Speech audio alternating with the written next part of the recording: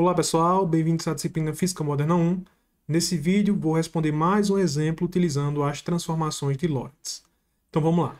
O exemplo diz o seguinte: duas partículas viajam ao longo do eixo X de um sistema de referência S, uma em direção à outra, com velocidades v1 igual a c sobre 2 e v2 igual a menos c sobre 2 em relação a S, onde c é a velocidade da luz no vácuo.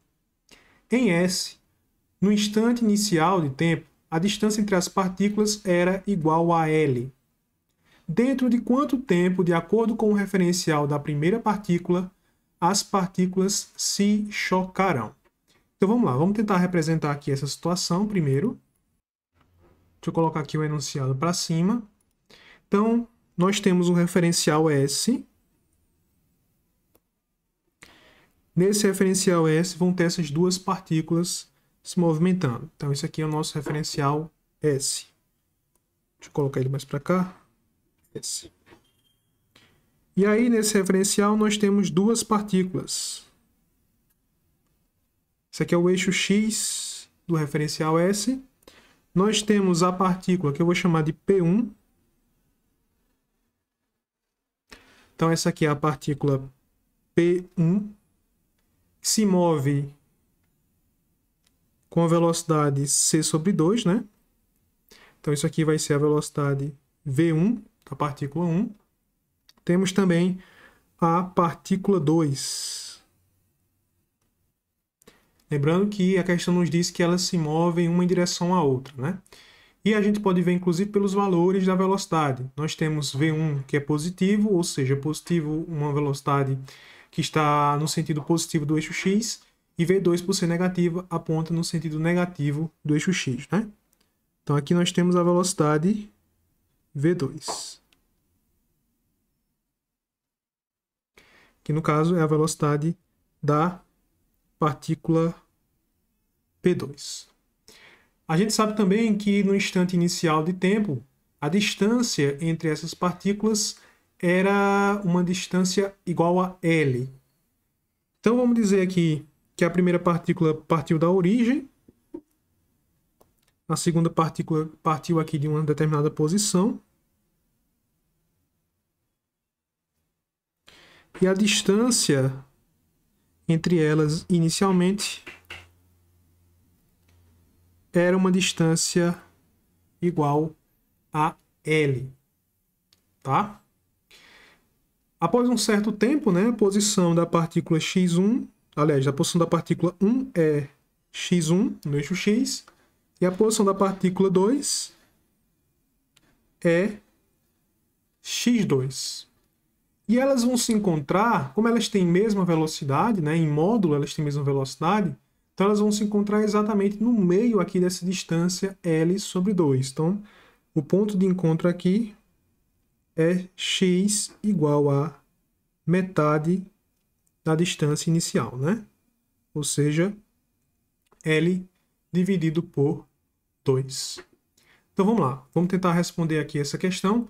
Ela quer saber dentro de quanto tempo, de acordo com o referencial da primeira partícula, nós podemos considerar o referencial da primeira partícula como sendo o referencial S', tá? Então, nesse referencial, depois de quanto tempo as partículas irão se chocar? Então, vamos tentar determinar quanto tempo vai demorar no referencial da primeira partícula para elas se chocarem. Então, vamos lá. As velocidades que a gente tem. Nós sabemos que v1 é c sobre 2 e sabemos que v2 é menos c sobre 2, né? Isso indica que, como eu falei, partícula 1 se movimenta no sentido positivo de x, enquanto a partícula 2 se movimenta no sentido negativo de x. Então, a partícula 1 ela se encontra na posição x1. Como é que eu escrevo, né, essa posição? Posso escrever assim. Partícula 1 vai estar na posição x1, e x1, em relação ao referencial S, vai ser a velocidade da partícula, v1, vezes o tempo que ela percorreu, né? O intervalo de tempo que ela percorreu para se encontrar, até se encontrar nessa posição. E, como nós sabemos qual é a velocidade V1, basta substituir aqui. Então, x1 vai ser igual a c sobre 2 vezes t. Então, essa aqui é a posição da partícula 1 em um determinado instante de tempo. Vou chamar esse tempo aqui, né, T1, tá? Que é o tempo para a partícula 1 se encontrar nessa posição x1. Vamos dizer que se passe agora um tempo T2, que é o tempo que a partícula 2 vai se encontrar numa determinada posição x2. Então, essa posição x2 da partícula 2 vai ser igual a L, que era a posição inicial dela, mais a velocidade dela, vezes um tempo T2. Certo? Vamos dizer que se passou o mesmo tempo para as duas partículas, certo? Então, após um certo intervalo de tempo igual, a partícula 1 estava na posição x1 e a partícula 2 estava na posição x2. Então, se o tempo é o mesmo, então não preciso mais utilizar aqui essa notação T1 e T2, né? Os tempos são iguais. Substituindo o valor da velocidade 2, nós vamos obter que a posição 2, quer dizer, a posição da partícula 2, né, vai ser igual a L menos V2 C sobre 2T, né? E o menos veio porque a velocidade V2 é uma velocidade negativa. Então, por enquanto, temos a posição x1, temos a posição x2. E as partículas vão se encontrar na posição x igual a L sobre 2, né? Então, nessa posição, é a posição em que x1 vai ser igual a x2, as partículas se encontraram. Então, a posição delas é a mesma, então x1, fazendo aqui, né? x1 igual a x2, nós vamos ter que x1, que é c sobre 2 vezes t, isso aqui é igual a L menos c sobre 2 vezes t. E o tempo é igual, né? O tempo que elas demoram para chegar na posição de encontro é o mesmo, uma vez que as velocidades em módulo são iguais. Então aqui eu ainda posso fazer o seguinte, né? Isolando aqui L, passando esse termo menos c sobre 2 vezes t para o outro lado, vai positivo. Então aqui a gente vai ter L igual a c sobre 2t mais c sobre 2t. C sobre 2t mais c sobre 2t vai dar c vezes t, né? Então, c vezes t, L vai ser igual a c vezes t. Portanto, o tempo de encontro, o tempo que demora para elas se encontrarem, esse tempo é t igual a L dividido por c. Só que esse tempo aqui é o tempo que elas se encontram, o tempo que se passa até elas se encontrarem no referencial S. Nós queremos saber o tempo de encontro no referencial da partícula, que eu vou chamar de referencial S', tá?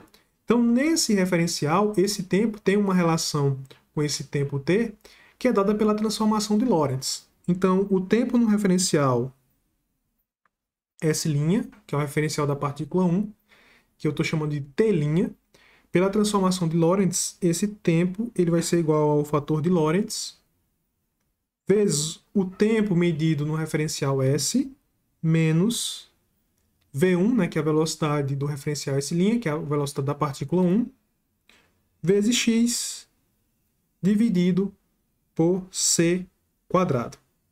Esse x aqui nada mais é do que o ponto de encontro, né, a posição de encontro. Como é a posição de encontro, nós podemos substituir tanto esse valor de t, aqui, que é L sobre C, quanto o valor de x, que só lembrando é L sobre 2, né? Posição de encontro. Então, substituindo esses resultados, a gente vai obter que fator de Lorentz vezes T, que é L sobre C, menos V1 sobre C ao quadrado, vezes x, que é L sobre 2. Então, por enquanto, nós temos esse resultado aqui. Então, aqui eu posso escrever isso da seguinte maneira. Deixa eu selecionar isso aqui que eu vou precisar na próxima página.